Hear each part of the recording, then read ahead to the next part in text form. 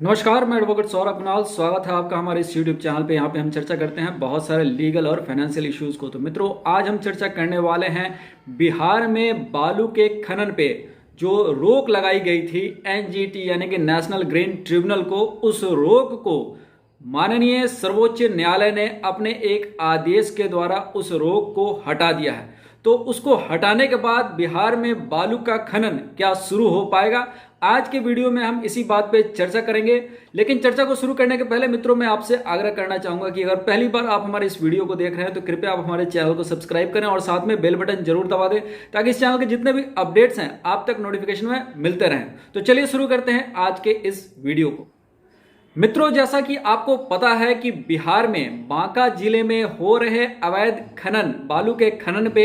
NGT ने संज्ञान लेते हुए एक आदेश दिया था। उस आदेश के तत्वाधान में बिहार में जो है बालू के खनन पे रोक लगा दिया गया था। हालांकि शुरुआत में एनजीटी यानी कि नेशनल ग्रीन ट्रिब्यूनल यानी कि राष्ट्रीय हरित न्यायाधिकरण ने बांका जिले में अवैध बालू के खनन से हो रहे पर्यावरण में जो असंतुलन हो रहे थे उसको ध्यान में रखते हुए बांका जिले में अवैध बालू के खनन पे रोक लगा दी थी। इसके बाद जो है सितंबर में एनजीटी ने बिहार के सभी जिलों में बालू के खनन पे रोक लगा दी गई थी, क्योंकि एनजीटी का ऐसा मानना है कि जो बालू का खनन हो रहा है इससे पर्यावरण में असंतुलन यानी कि पर्यावरण के जो मानक हैं उनको ध्यान में रख के नहीं किया जा रहा और इससे पर्यावरण में असंतुलन फैल सकता है। हालांकि इससे राजस्व का भारी नुकसान हो रहा था। बिहार सरकार को बालू के खनन पे भारी राजस्व मिलता है और इस तरह के जो फैसले हैं इससे बिहार सरकार को के राजस्व को भारी नुकसान हो रहा था। नुकसान ही नहीं हो रहा था, बहुत सारे लोग बेरोजगार हो गए थे जिनका बालू का व्यवसाय था, या जो मजदूर थे जो बालू के व्यवसाय में जुड़े हुए थे, या इसका सबसे बड़ा असर बिहार के निर्माण कार्यों पे हो रहा था कि जितने भी निर्माण कार्य हैं उसमें बालू बहुत ही जरूरी है। और जिस तरह से बालू की किल्लत पिछले 6 महीने से हो रही थी, वैसी स्थिति में लगातार बालू की कीमतें ऊंची होते जा रही थी और ऐसी स्थिति में बिहार के जो निर्माण के कार्य थे वो ऑलमोस्ट एक तरह से कहें तो बंद हो चुके थे। ऐसी स्थिति में बिहार सरकार ने एनजीटी के इस फैसले के खिलाफ जो है चैलेंज किया इसको सुप्रीम कोर्ट ने, और सुप्रीम कोर्ट ने अपना एक फैसला सुनाया और 10 नवंबर के उस फैसले में सुप्रीम कोर्ट ने साफ साफ कहा कि देखिए, पर्यावरण का जो संतुलन है और राजस्व दोनों ही इंपॉर्टेंट है। राजस्व को ताक पे रख के सिर्फ आप पर्यावरण को नियंत्रित या उसको संतुलित करने की सोचेंगे तो इससे समाज पे असर पड़ेगा, इसका जो है व्यवस्था पे असर पड़ेगा। तो ऐसी स्थिति में सर्वोच्च न्यायालय ने एक फैसला दिया, एक आदेश दिया, जिसमें साफ तौर पे उसमें यह कहा गया है कि पर्यावरण के संतुलन और जो है राजस्व दोनों के बीच में एक समन्वय होना चाहिए। सुप्रीम कोर्ट ने अपने आदेश में साफ तौर पे यह कहा है कि पर्यावरण में संतुलन भी होना चाहिए और सरकार का जो राजस्व का घाटा है वो घाटा भी नहीं होना चाहिए। ऐसी स्थिति में सुप्रीम कोर्ट ने अपने इस आदेश यानी कि 10 नवंबर के आदेश में साफ तौर पे कहा है कि बिहार में जो बालू का खनन है वो हो सकता है, लेकिन सरकार को जो अवैध बालू का खनन है उस पर रोक लगाना होगा और इसके लिए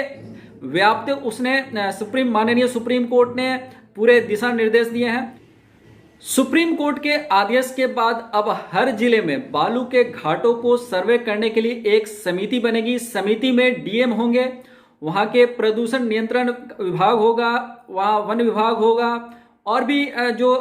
विभाग हैं इसमें होंगे, और संयुक्त रूप से ये जो है सर्वे रिपोर्ट जो है बनाया जाएगा और 6 हफ्तों के भीतर ये समिति जो है अपनी report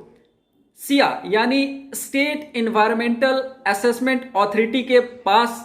state environmental impact assessment authority के पास अपनी ये रिपोर्ट पेश करेगी और उसके बाद जो है 6 हफ्ते यानी कि 1.5 महीने के अंतर्गत 1.5 महीने के अंदर ही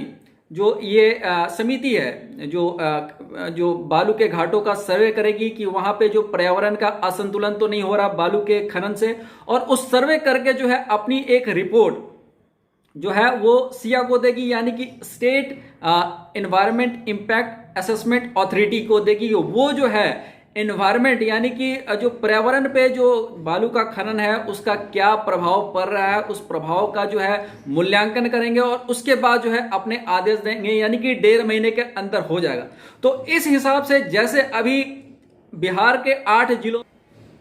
बिहार में जिन 8 जिलों में बालू का खनन हो रहा है वर्तमान में वो है अरवल, बांका, बेतिया, मधेपुरा, नवादा, किशनगंज, वैशाली और बक्सर। इसके साथ पटना और सारण, रोहतास, औरंगाबाद, गया, जमुई और लखीसराय में बालू का उठाव रुका हुआ है।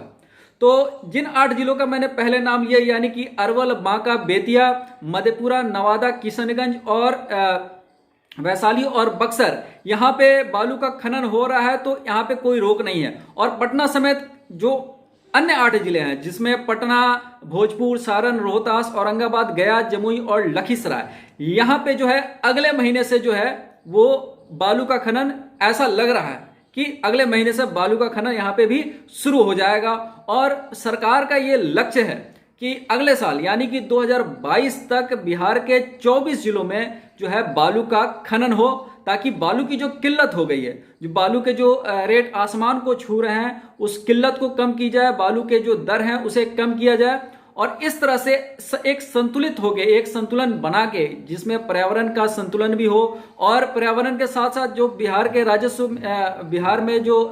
सरकार को खनन से राजस्व मिलता है उस राजस्व को भी ज्यादा नुकसान ना हो। इन दोनों चीज के बीच में संतुलन बना के जो है बिहार सरकार आगे कदम उठाएगी। तो फिलहाल अभी यही है कि हर जिले में एक समिति बनी हुई है। यह समिति 6 हफ्ते के भीतर एक सर्वे करके जो है सिया को देगी, यानी state environment impact authority, assessment authority, जो प्रदूषण को, जो जो जो चीजें प्रदूषित करती हैं पर्यावरण को, समाज को, उन चीजों का प्रभाव कैसे पड़ता है उसका पूरा असेसमेंट, उसका पूरा मूल्यांकन करती हैं और फिर उस मूल्यांकन के बाद जो बालू के जो टेंडर हैं उनको जो है जो नई बंदोबस्ती है वो चालू होगी। तो फिलहाल आप अभी तक के लिए जो बालू पे जो आपको अपडेट्स चाहिए वो यही था। मिलते हैं फिर एक नए अपडेट्स के साथ, तब तक अपना ख्याल रखिएगा। नमस्कार।